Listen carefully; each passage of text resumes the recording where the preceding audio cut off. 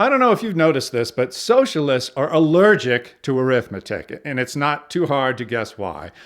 Any even cursory examination of the statistical performance of free economies versus restricted economies brings one quickly to the conclusion that more freedom is better and less freedom is worse. Worse for the rich, worse for the poor, worse for everybody in between.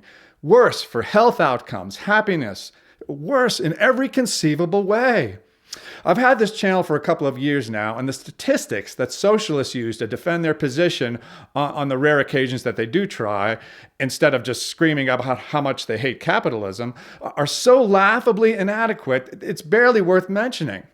But here's one that comes up a lot. A 35-year-old study that concludes free markets don't work by pinning artificial free market labels on a bunch of countries in sub-Saharan Africa, which are among the least free economies in the world, by the way. Socialist thinking, at its core, is subjective thinking. Objectivity must be purged at all costs because any objective look at the facts causes the entire socialist house of cards to come tumbling down. Well, get ready to tumble, socialists, because this segment is dedicated to a summary of the objective numbers proving the superiority of free markets versus restricted markets beyond the shadow of a doubt.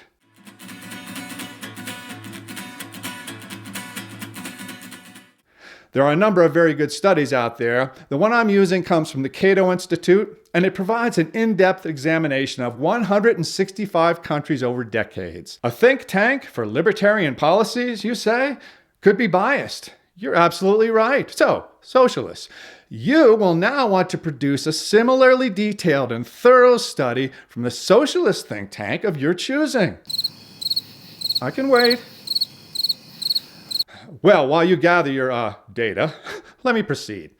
Every year, the Cato Institute and the Fraser Institute provide a very detailed analysis of outcomes in free versus restricted economies. I find this study particularly useful because it does not rely on the labels people try to use to fudge the outcomes in one direction or another, but instead looks specifically at the policies that are being implemented in the studied countries. Forget about what they're saying. Are they reducing government interference in the economy? Are they reducing regulations? Are they lowering taxes? Also, is corruption and graft rampant? Logically, you can't have the freedom to steal in a free market since that would impinge on the freedom of other market participants.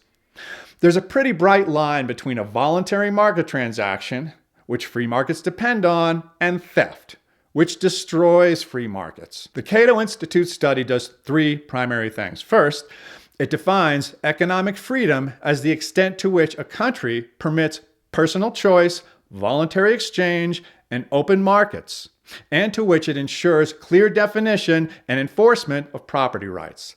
Second, it measures the extent to which economic freedom exists by examining several factors.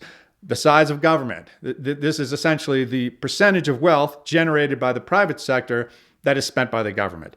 The legal system, which determines whether the rule of law is being upheld generally and property rights are being protected specifically. The health of the monetary system, which is measured by inflation and other factors. Free trade with other countries. And finally, regulation. Essentially, the extent to which government controls decisions by business owners. Remember, the study looks at broad trends over decades, not isolated policy initiatives. The fact that New Zealand, for example, implemented a stiflingly draconian COVID response is less important in the long run than their overall trend toward more free or more restricted markets. Now, it's entirely possible that the power-hungry leaders there, emboldened by COVID, will reduce market freedoms in the long term. Time will tell. Third, based on these factors, it breaks 165 countries down into 4 groups ranked from most free to least free, with most of Europe and North America in the first quartile, some of Europe and South America in the second, Russia, China, and Turkey, among others, in the third, and Africa and most of the Mideast and Venezuela in the fourth. Fourth, it summarizes how these 4 groups compare against each other. As in most studies using large data sets, the most useful information comes from broad trends over long periods of time. In this case, 165 countries over about 20 years. Now, there are a number of charts in this report. You can get the full report in the description. I've chosen the 4 that I think most clearly quantify the economic situation in each quartile and that are the least subject to subjective factors. One I've left out because it's too subjective, in my opinion, is happiness rankings. By country, but unsurprisingly, citizens of free market countries report themselves to be happier than citizens in restricted market countries. Countries with free market economies are much richer than those with restricted economies. This is as close to an objective fact as you get in economics, and it's the logical outcome. Now, which country is going to generate more wealth? One with a larger private sector, whose core goal is to create wealth, or one with a larger government sector whose core goal is to spend it? Interestingly, small government alone is not enough to make an economy free. When the basic rule of law has not been established, when business owners can use regulation to collude with politicians and squelch competition, when policemen and military officers take bribes, when judges are corrupt, free markets begin to deteriorate. Markets are no longer free, and economic results begin to suffer. Countries with free economies have the richest poor people in the world, not even close.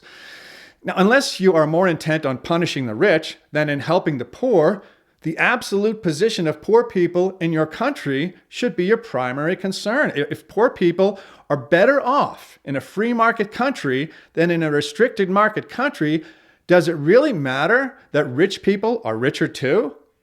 Only if your objective is not actually to help the poor, only if you've decided that ideology is more important than results and that more pain for the poor is perfectly fine as long as the rich suffer too. Not only is there more prosperity in free economies, not only are the poor people much richer, but these gains are spread similarly across populations in free economies, as they are in much poorer, restricted economies.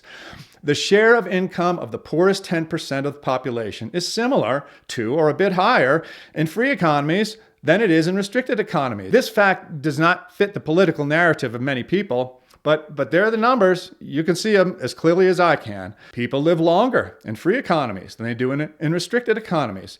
Infant mortality is lower.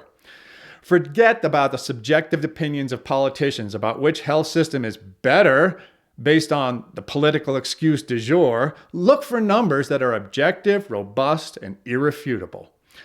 As I've said, there is voluminous data in this report that can't be covered here, but you get the point. Free economies, by any objective measure, are vastly superior for human beings than restricted economies. We no longer have to wonder which system is better. We now have the data and the analytical tools to know the answer beyond the shadow of a doubt.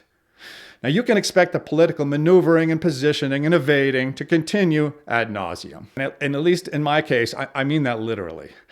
Now, I encourage links to any studies on these issues that are statistically broad and thorough. By that, I mean dozens of countries over decades. I'm not interested in what happened in Cuba for 3 years and 10 months in 1968, or a list of excuses for the collapse of the USSR. In closing, I'd like to quote myself from one of my first videos, because I still think it sums up how we should look at free versus restricted markets pretty well. For Homo sapiens, commerce is life, and life is commerce. You cannot separate the two. They are two words for the same thing.